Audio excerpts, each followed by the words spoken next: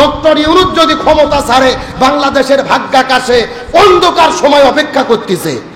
কি মনে করতেছেন ও ক্ষমতা ছাড়লে সেনাবাহিনী ক্ষমতা নেবে, ফখরুদ্দিনের মতো সবাইকে পিটায়া ঘরের মধ্যে উঠাবে? ভালো থাকতে ভালো লাগতেছে না। আসলে আমাদের দেশে একটা কথা আছে না, সুখে থাকতে ভূতে কিলে। গতকালকে বাংলাদেশের সেনাবাহিনী লিস্ট প্রকাশ করেছে। 626 জন বড় বড় এমপি, মন্ত্রী, নেতা খেতা, এসি, ডিসি, এসপি, এই প্রশাসনের লোকগুলো, স্বৈরাচার আওয়ামী লীগের দোসরগুলো ক্যান্টনমেন্টে গিয়ে আশ্রয় চেয়েছিল। আমাদের বগুড়ার এমপি রিপু সাহেব, তানসেন সাহেব, তারাও গিয়েছিল ক্যান্টনমেন্টে নিরাপত্তা নিতে। গতকালকে সেনাবাহিনী লিস্টটা প্রকাশ করেছে। তার মানে পিনাকি দাদার ইলিয়াস ভাই, কনক সারওয়ার, এতদিন তারা যা যা বলেছে বাস্তবে দেখা যাচ্ছে সবই সত্য হচ্ছে। কথা বল না গা। তবে সেনাবাহিনীকে বলতে চাই, আপনারা লিস্টে দিলেন 626 জনের আওয়ামী লীগের লোককে আপনারা আশ্রয় দিয়েছেন। আমার প্রশ্ন, আশ্রয় দেন, তাদের হত্যা করা হতো, এই ভয়ে আশ্রয় দিয়েছেন ভালো, কিন্তু তাদেরকে আপনারা আদালতে দিতে পারতেন। আদালতে না দিয়ে নিরাপদে ছেড়ে দিয়ে দেশ থেকে বের করে দিয়েছেন। আদালতে দিলে আপনারা হিরো হতে পারতেন। যেহেতু নিরাপত্তা দিয়ে স্বৈরাচারকে মুক্ত করেছেন, আপনারা হিরো নয়, জাতির কাছে ভিলেন হিসেবে পরিচিত লাভ করবেন। স্বৈরাচার আওয়ামী লীগের দোসর যারা পালিয়ে গেছে, চোরের মন কি? কতক্ষণ চোরের মন? তাহলে যারা ভয়ে পালিয়ে গেল ক্যান্টনমেন্টে, এদের দোষ আছে না নাই? এরা গণহত্যা করেছে দেখেই তো ভয়ের ঠেলায় পালিয়ে গেছে। তার মানে বোঝা যায় এরা প্রত্যেকে অপরাধী। এদেরকে তো আদালতে দিতে পারতেন বিচারের জন্য। মাত্র 2-4 জনকে দিয়ে বাকিগুলোকে ছেড়ে দিয়েছেন। এটা জাতি আশা করেনি। এটাই হলো অভ্যুত্থানের সঙ্গে সবচাইতে বড় গাদ্দারি। এই সেনাবাহিনী চুপ্পুকে সরাতে দেয়নি, সংবিধানকে সংশোধন করতে দেয়নি, জুলাই ডিক্লারেশন কায়েম করতে দেয়নি। তার মানে বোঝা যায় এদের জন্যই জুলাইয়ের বিপ্লব সফল হয়নি। সেনাবাহিনীর প্রধানকে বলতে চাই, আপনাদের প্রতি আমাদের ভালোবাসা, আন্তরিকতা আছে, তবে জনগণের বিরুদ্ধে দাঁড়াবেন না। জনগণ গাদ্দারকে কখনো ক্ষমা করে না। আজকে আপনি বলতেছেন তারা জনগণের পাশে দাঁড়িয়েছে, ভালো, 5 তারিখে পাশে দাঁড়িয়েছে, এই জন্য সেলুট দেয়। কিন্তু 5 তারিখের আগেও সকাল 10টা পর্যন্ত 4 তারিখ 3 তারিখে জনগণকে ডাইরেক্ট গুলি করেছে। ভিডিও আছে না নাই? জাতিসংঘ রিপোর্ট বলেছে সেনাবাহিনী ডাইরেক্ট গুলি করেছে। 66% সেনাবাহিনীর গুলি ব্যবহার করে মানুষদেরকে হত্যা করা হয়েছে। এর জন্য কি ক্ষমা চাইছে? তার মানে বোঝা যায় ওই যে স্বৈরাচার হাসিনা ভারতে আর নরেন্দ্র মোদী বসে আছে, ওদের ইশারায় এরা স্বৈরাচারকে দেশে ঢুকাইয়া আবারও তাদের সেফটি নিরাপত্তা দিতে চায়। এটা জাতি কখনো মানবে? আমি বলতে চাচ্ছিলাম, অহংকার পতনের মূল। যারা 16 বছর দাপুটের সঙ্গে বাঘের মতো সিংহের মতো ঘুরেছে, তারাও ঠেলাত করে সেনাবাহিনীর ক্যাম্পে যাইয়া জায়গা গ্রহণ করছে। তার মানে অহংকার করা যাবে। আজ ক্ষমতা আছে, কাল নাই। আজকে ক্ষমতার চেয়ারে বসে আছেন, আবার কালকে প্রয়োজনে লুঙ্গি খুলেও পালানো লাগতে পারে। যারা যারা অহংকার করেছিলেন ঘাটে ঘাটে, আল্লাহ তাআলা তাদের পদপতন ঘটিয়ে দিয়েছেন। যেই শিল্পী মমতাজ আলেমদের বিরুদ্ধে কথা বলেছিলেন, সংসদে গান গাইলেন, গতকালকে আদালতে উঠানো হলো।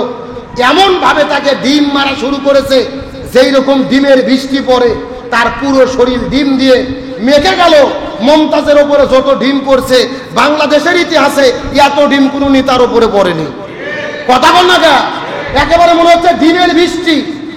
মমতাজ নিজেও মেখে গেছে, আশেপাশের পুলিশগুলোও মেখে গেছে।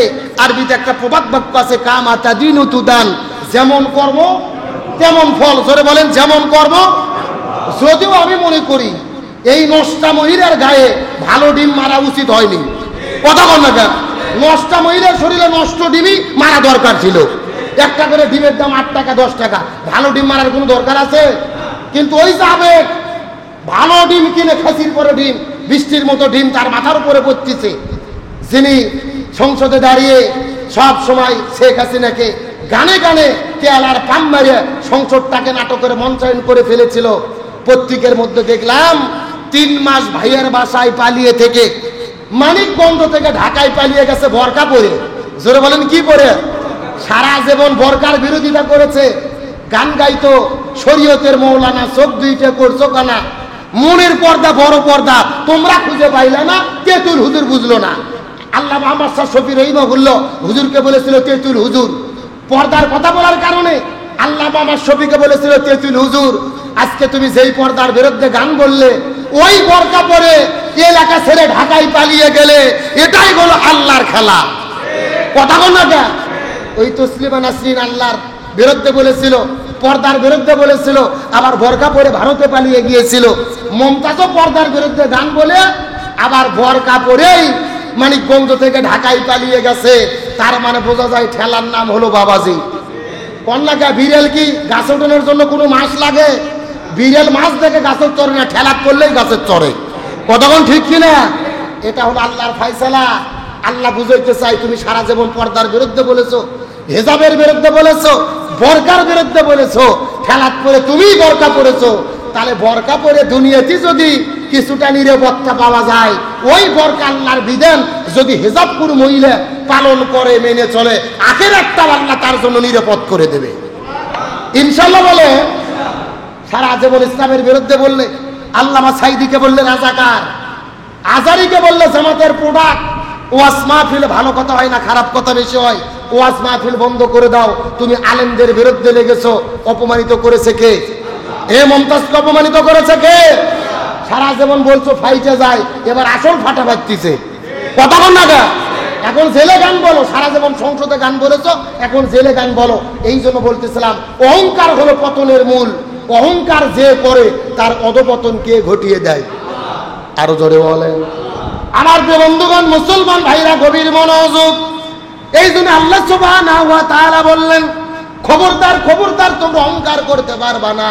অহংকার করলে কিন্তু তোমাদের ধ্বংস হতে হবে। অহংকার হলো ধ্বংসের মূল, অহংকার হলো পতনের মূল। আর অহংকার হলো সর্বমোট 3 প্রকার। চিৎকার করে বলেন কত প্রকার? আরো জোরে বলেন। 1 নম্বর তাকাব্বার আলাল্লাহ, আল্লাহর সঙ্গে অহংকার। 2 নম্বর তাকাব্বার আলার রাসূল, রাসূলদের সঙ্গে অহংকার। আর 3 নম্বর হলো তাকাব্বার আলান নাস, এই দুনিয়ার ভেতরে মানুষদের সঙ্গে অহংকার। চিৎকার করে বলেন তো অহংকার কত প্রকার? আরো জোরে বলেন। 1 নম্বর তাকাব্বার আলাল্লাহ, আল্লাহর সঙ্গে তাকব্বরি করা, আল্লাহর সঙ্গে অহংকার করা। 2 নম্বর তাকাব্বার আলা রাসূল, রাসূলের সঙ্গে অহংকার করা, রাসূলের সঙ্গে তাকাব্বারি করা। আর 3 নম্বর হলো তাকাব্বার আলান নাস, মানুষের সঙ্গে অহংকার করা। 1 নম্বর তাকাব্বার আলাল্লাহ, আল্লাহর সঙ্গে কেমনে অহংকার চলে, আল্লাহর সঙ্গে কেমন করে অহংকার করা হয়। হযরত মূসা আলাইহিস সালাম ফিরাউনের কাছে যখন দ্বীনের দাওয়াত নিয়ে গিয়েছিল, ফিরাউন ডাকতে বলেছিল, কোন আল্লাহর প্রতি ঈমান গ্রহণ করব, কোন আল্লাহর প্রতি ঈমান আনবো? আনা রাব্বুকুমুল আলা, আমি তো বললাম সবচাইতে বড় রব, আমি তো বললাম সবচাইতে বড় আল্লাহ। তার মানে বোঝা গেল ফিরাউন কার সঙ্গে অহংকার করেছে? 1 নম্বর তাকাব্বার আলাল্লাহ, আল্লাহর সঙ্গে অহংকার করা। ফিরাউন নিজেকে রব বলে দাবি করলো, আল্লাহর সঙ্গে তাকাব্বরি করলো, আল্লাহর সঙ্গে অহংকার।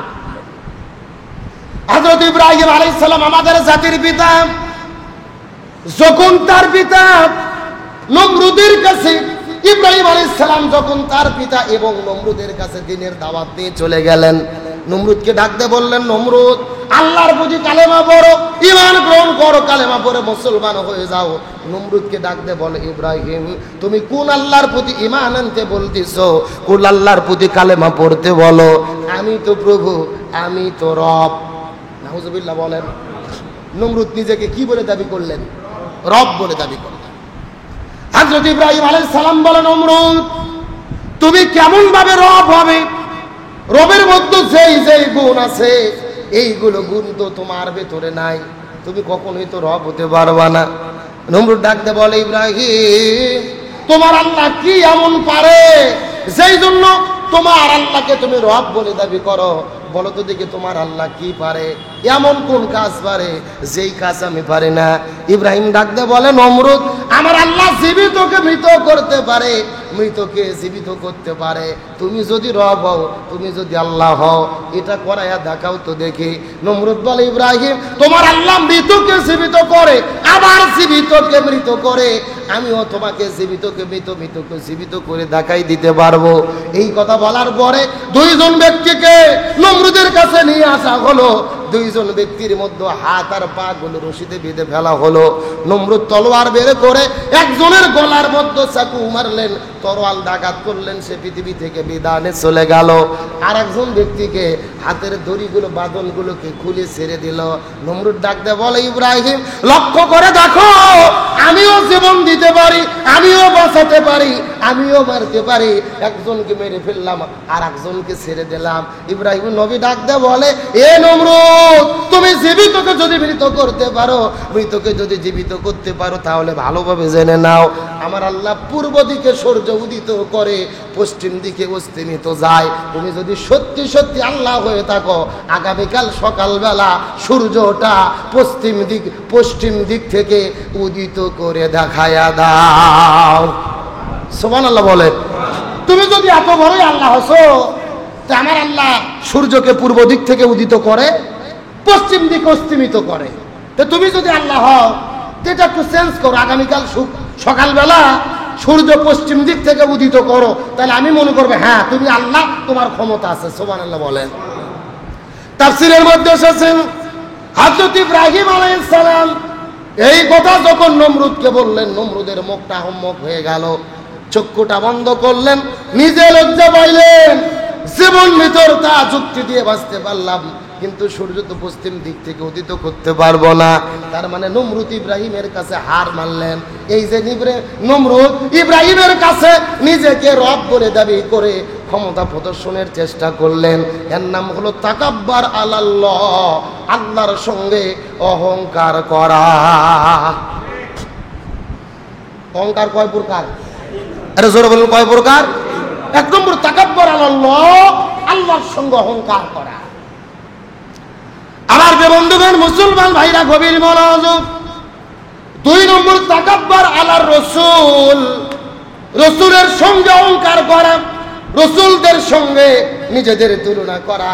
হযরত মুসা এবং তার ভাই হারুন আলাইহিস সালাম, মুসার হারুন আলাইহিস সালাম দুইজনে মিলে যখন ফিরাউনের কাছে দিনের দাওয়াত দিয়ে চলে গেলেন, রাজপ্রাসাদের মধ্যে দিনের দাওয়াত নিয়ে যাওয়ার পরে ফিরাউন ডাক দিয়ে বলে, এ মুসা, তুমি কেমন নবী, তুমি কেমন রাসূল, আমার বাড়িতে লালিত পালিত হলে, আমার বাড়িতেই খাবার খাইলে, আমাদের মতোই দেখতে, আমরা যা যা করি তোমরাও তো তাই তাই করো, আমাদের আর তোমাদের মধ্যে তো কোনো পার্থক্য নাই, সুতরাং তোমরা রাসূল হতে পারো।